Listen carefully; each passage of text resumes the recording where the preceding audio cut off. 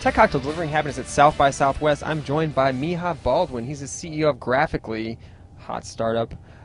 So thank you for joining us. No problem. So we're here on the Happiness Bus. So thanks for joining us. Can you first share a little bit about what Graphically is and what you do day to day? Sure. So Graphically is a website, and it's a community around comic books. So art and storytelling, lots of discussion. It's on all kinds of apps. It's good times. It's fun.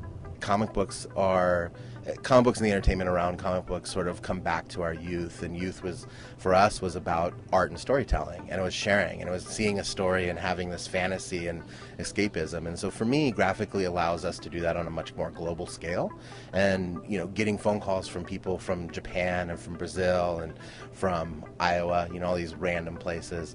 It's a lot of fun, and I joke about Iowa. I like Iowa a lot, but the truth is that what inspires me is when you see somebody actually be able to reconnect with something that's really important to them and then make that connection with others.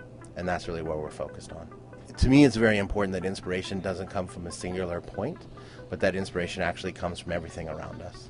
I think that there's a lot of discussion around location and group messaging and all these things. And if you look at those trends, what really is at their base is intimacy. And I think that this year is really the year of intimacy, and I've sort of said this time and time again, is that the reason why we care about location is because we want to have real relationships. The telephone is something that I never use unless I want to have a very specific interaction with somebody, and I don't answer the phone very often, but I call my mom every day. So I would say that out of everything that